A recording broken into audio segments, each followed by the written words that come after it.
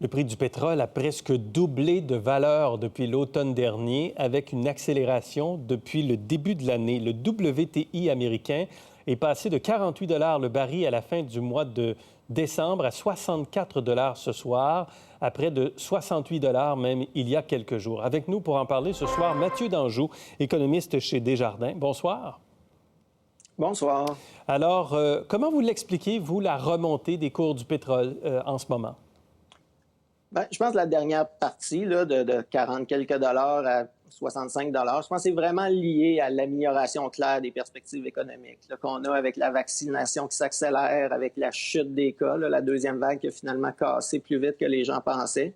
Et vous voyez, vous parliez de l'OCDE tantôt, c'est la même chose de notre côté. Tout le monde est en train de revoir fortement à la hausse ses prévisions de croissance, entre autres à cause des plans de soutien aux États-Unis là, qui vont beaucoup soutenir la demande. Donc, il y a un optimisme sur la croissance et ça se traduit par une hausse assez généralisée là, des prix des matières premières industrielles. Donc, le bois est très en demande et très cher. Les métaux de base sont très, très chers aussi. Et on voit un peu la même chose du côté du pétrole. Et en même temps, l'offre de pétrole a été réduite au cours de la dernière année par les pays producteurs, par l'OPEP notamment. Donc, l'offre est réduite à un moment où on s'attend à ce que la demande augmente? Oui, ça, c'est un point très important pour le pétrole. Vous faites bien de l'amener. Parce que la demande de pétrole, c'est moins spectaculaire que pour les autres matières premières industrielles. T'sais, le transport aérien n'est pas encore complètement reparti. Donc, on a des perspectives intéressantes, mais ça ne sera pas une demande si forte que ça. Mais l'offre a été assez contrainte par l'OPEP et ses partenaires. Et aussi du côté américain, qui on a eu une très forte baisse pendant la pandémie. Et la production américaine tarde à remonter. Donc, il y a du pétrole qui a été retiré. Et ce qui nous a un peu surpris récemment, c'est même l'Arabie saoudite pourrait décider de ramener du pétrole maintenant que les prix sont à des niveaux intéressants et préfèrent attendre. Donc, il y a une prudence de la part des producteurs de pétrole qui veulent garder un marché assez serré pour continuer de faire redescendre les stocks, là, qui sont quand même relativement élevés, les stocks de pétrole. Est-ce que c'est cette remontée des prix du pétrole qui explique essentiellement la remontée des prix de l'essence que les gens constatent présentement? Oui, c'est vraiment le facteur dominant. Là, quand on a des grosses variations comme ça des prix du pétrole, là, comme on a connu depuis un an, c'est vraiment ça là, qui a un impact direct sur les prix de l'essence. Là. Et ce sera quoi la répercussion du prix de l'essence sur l'économie? Parce que là, on est rendu à 1,30 $, 1,35 $. À quoi faut-il s'attendre sur l'économie, sur l'inflation? Oui, bien, l'effet le plus spectaculaire, ça va être sur le taux d'inflation.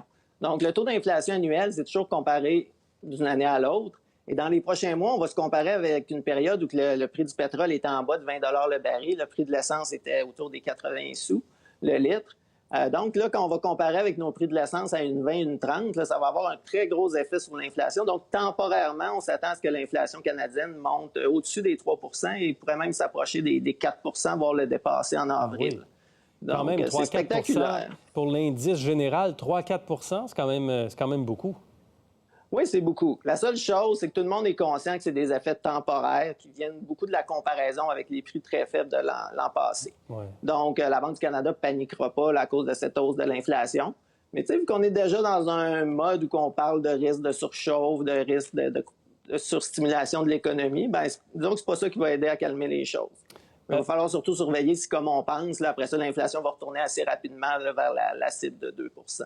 Un prix du pétrole élevé contribue généralement à la hausse du dollar canadien qui s'en va, selon vous. Est-ce que vous croyez au-delà des 80 cents américains? Oui, on pense qu'on voit qu'il hésite à franchir ce niveau-là, mais à notre avis, il devrait rester près des 80, franchir légèrement. On a une cible de fin d'année à 81 sous US.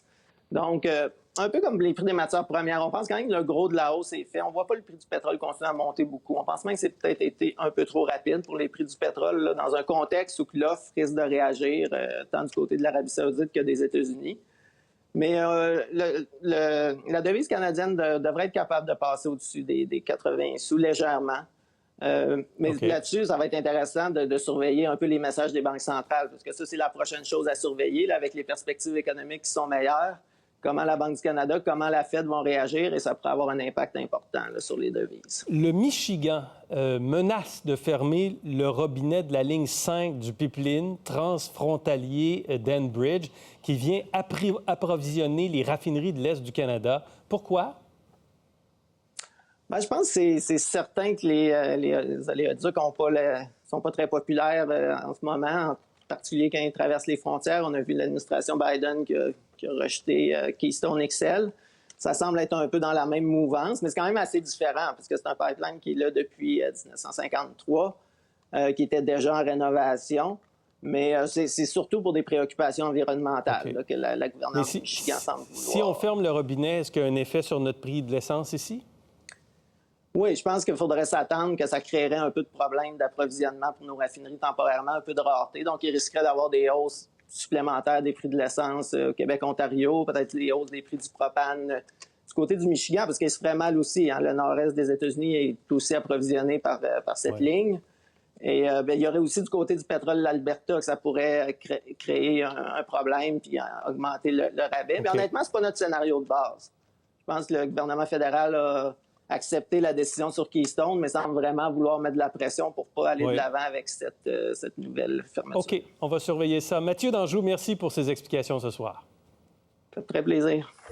Pour voir nos émissions en entier, rendez-vous sur la chaîne ICI RDI.